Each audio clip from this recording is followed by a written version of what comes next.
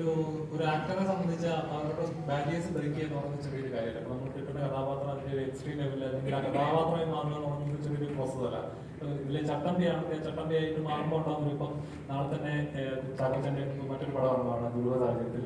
അപ്പം അതിലെ കഥാപാത്രങ്ങൾ എന്റെ ബോഡി ട്രാൻസ്ഫോർമേഷൻ നടത്തുന്ന ഒരു നമുക്ക് പെട്ടെന്ന് റിലേറ്റ് ചെയ്യാൻ പോലും പറ്റുന്ന ഒരു ട്രാൻസ്ഫോർമേഷൻ ആണ്. അപ്പം ടോവിൻ എത്രത്തോളം കെയർഫുള്ളാണ് വരുന്ന കഥാപാത്രങ്ങൾ എനിക്ക് പ്രേക്ഷകർ ഒരിക്കലും എന്നെ ഒരിക്കലും പ്രേക്ഷകർ കാണരുത് എന്നുള്ളൊരു ഒരു ആക്ടറുടെ ഒരു ഇതുണ്ടല്ലോ, എത്രത്തോളം ടഫാണ്?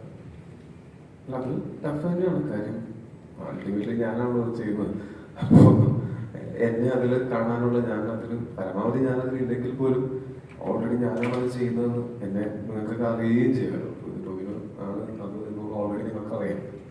അപ്പൊ പിന്നെ ഭയങ്കര എഫേർട്ടാണ് മറ്റൊരാളെ പോലെ തോന്നിപ്പിക്കുക എന്ന് പറയുന്നത്.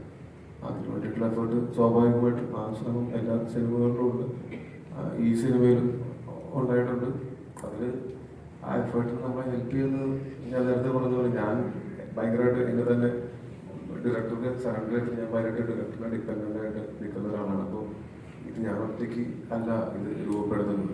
ക്യാരക്ടറിനെ അപ്പോൾ രൂപപ്പെടുത്തുന്നതിന് മറ്റൊരാളുടെയും കൂടെ സഹായം വരുന്ന സമയത്ത് എൻ്റെ ബുദ്ധിയിലും എൻ്റെ ചിന്തയിലും ഞാൻ സൃഷ്ടിക്കുന്ന ഒരു കഥാപാത്രത്തിനേക്കാളും ഇതിൻ്റെ ആക്ച്വൽ സൃഷ്ടാക്കളായിട്ടുള്ള ഇതിൻ്റെ റൈറ്ററും സംവിധായകനും കൂടി എനിക്ക് ഇൻപുട്സ് തരുന്ന സമയത്ത് എൻ്റെ ആ ശ്രമത്തിന് കുറച്ചും കൂടെ സഹായകമാണ്.